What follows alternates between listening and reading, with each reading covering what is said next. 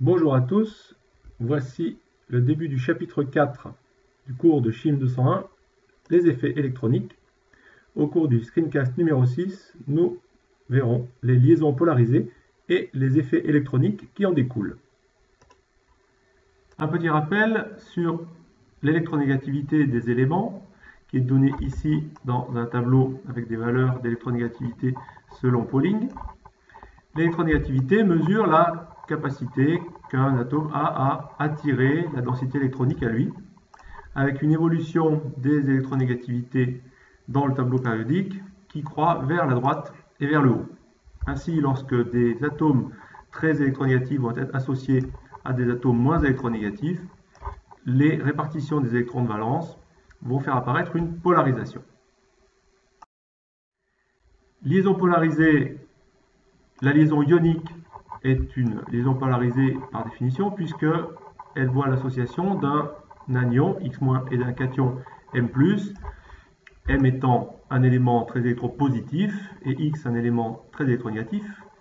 Le premier donnera naturellement un cation et le second un anion. On a ici le cas d'un dipôle électrique classique avec une liaison ionique qui est évidemment polarisée, mais ce n'est pas ce qui nous intéresse pour l'instant. Pour l'instant, ce qui nous intéresse, c'est la liaison covalente. La liaison covalente, évidemment, qui a lieu entre deux atomes identiques, ne sera pas polarisée. La répartition des électrons de liaison sera équitable entre les deux éléments identiques de même électronégativité. On aura donc une liaison covalente non polarisée, donc sans moment dipolaire.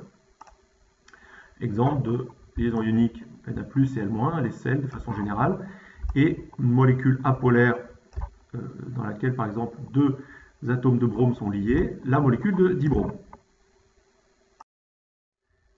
Les liaisons covalentes polarisées sont celles qui auront donc comme caractéristique de lier deux atomes différents d'électronégativité différente.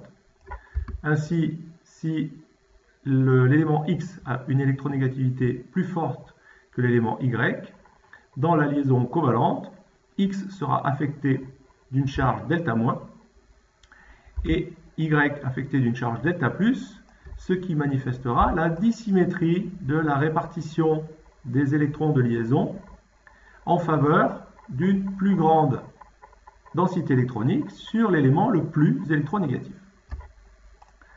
Exemple, une molécule organique, CH3Cl, dans laquelle il y a une liaison entre le carbone et le chlore, et trois liaisons entre le carbone et des hydrogènes.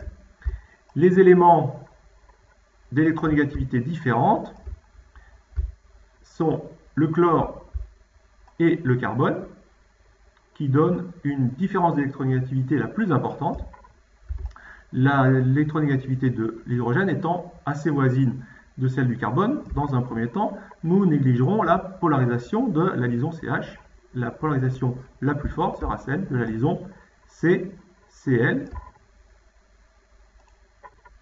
Pour représenter la polarisation de la liaison entre le chlore et le carbone dans la molécule de CH3Cl, utilisons la représentation de Cram. En négligeant la polarisation des liaisons CH, nous allons donc représenter uniquement le dipôle issu de la polarisation de la liaison CCl, avec la charge delta+ sur l'atome le moins électronégatif et la charge delta- sur l'atome le plus électronégatif. La densité électronique est donc plus forte sur le chlore que sur le carbone. On peut le visualiser sur un modèle moléculaire autour duquel on aurait schématisé la répartition de la densité électronique par un code couleur. Ainsi, en bleu, la zone pauvre en densité électronique et en rouge, la zone riche en densité électronique autour de la molécule dont le dipôle sera orienté le long de la liaison CCl. Venons-en donc à la conséquence de la polarisation, que sont les effets électroniques. Tout d'abord l'effet inductif, qui est l'influence d'un atome sur la densité électronique voisine.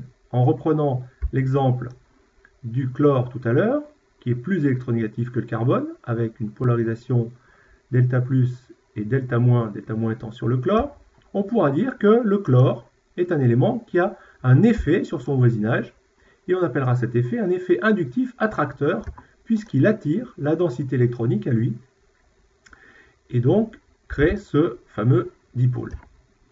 Cet effet sera noté -i, le signe moins signifiant attracteur, et i bien sûr pour inductif, donc inductif attracteur. Cet effet inductif se matérialise sur les liaisons sigma et peut se propager le long des liaisons sigma jusqu'au voisin. En effet, jusqu'à 3 liaisons sigma en général, on peut constater que la dissymétrie dans la répartition électronique va être prolongée jusqu'aux atomes voisins et on pourra ainsi déterminer que sur le carbone qui est ici, une charge partielle delta prime plus, différente de delta plus, a été créée du fait de l'attraction qu'exerce le chlore en tant qu'élément très électronégatif. On dit donc que le chlore, et les halogènes de façon générale, mais le chlore ici en particulier, a un effet inductif attracteur, noté -i.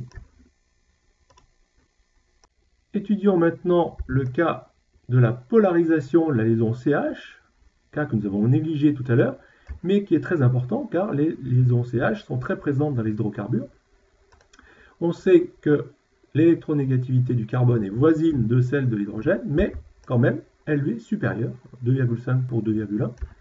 Et donc, c'est le carbone qui, dans ce cas-là, va porter une charge négative delta-, traduisant la plus forte densité électronique sur le carbone que sur les hydrogènes, qui eux porteront respectivement chacun la charge delta plus sur 3 dans le cas du groupe méthyle, l'ensemble des charges étant équilibré.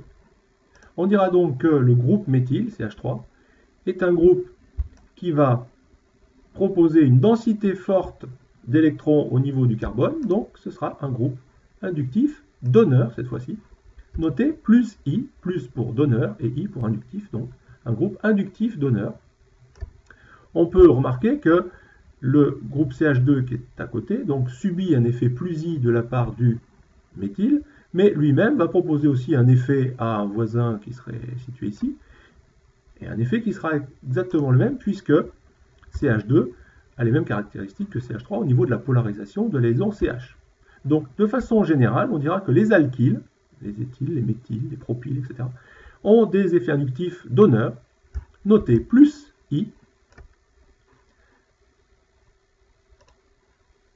À suivre en classe l'écriture de différents effets inductifs sur différentes molécules et ensuite l'étude des effets mésomères. Merci, à bientôt.